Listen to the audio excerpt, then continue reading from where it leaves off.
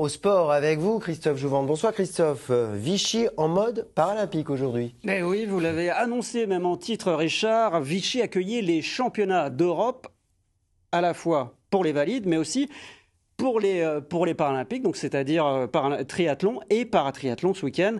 L'équipe de France qui avait brillé aux Jeux paralympiques, d'ailleurs, a continué de briller aujourd'hui à Vichy. Alexis Anquincan, notamment, a remporté un nouveau titre de champion d'Europe. Maxime Pitavi et Bruno Livertoux les ont suivis sous la pluie. On les avait quittés sur le toit du monde lors des Jeux de Paris, mais la compétition reprend pour nos champions olympiques de paratriathlon. Un retour sur terre qu'il faut vite digérer pour rester compétitif. Un peu la tête dans les nuages, c'est sûr qu'on a tellement plané cet été que ça fait du mal de redescendre, mais voilà, très content d'être à Vichy. Voilà, je ne suis pas à 100% de ma forme, on va dire, mais en tout cas, je vais tout donner pour faire une belle course ce matin.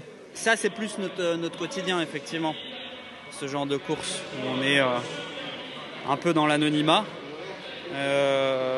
Par rapport à Paris, il n'y a pas de comparaison possible, c'est clair.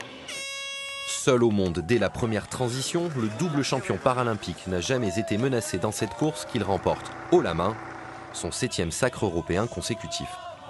Souvent, on a tendance à vouloir banaliser des victoires, mais chaque course est unique et chaque course, les concurrents me mettent à mal pour justement essayer de me battre.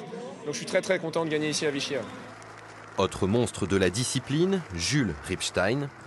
Il s'impose sans trop forcer et savoure sa nouvelle notoriété. Déjà, il y a 2-3 personnes qui m'ont demandé un selfie, tu vois, le genre de truc ça n'arrivait pas avant. Donc là, on sent quand même que les gens ont regardé le triathlon cet été. Tous n'ont pas la chance d'être montés sur le podium à Paris. Pierre-Antoine Bal prend sa revanche et décroche le bronze. Voilà, ça fait du bien et il faut que ça continue sur le long terme. Parce qu'on est athlète avant tout, même si on a une différence, même si on a un handicap, on est athlète avant tout et on s'entraîne dur et on a besoin de public, on a besoin de monde pour être encouragé tout au long des parcours.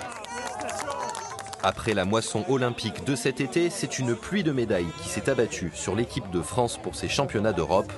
On en compte 10, dont 4 en or. Et on précise que l'équipe de France avait terminé sa préparation à Vichy avant les Jeux, d'aller glaner tous ces titres aux Jeux paralympiques. Ils connaissaient donc un petit peu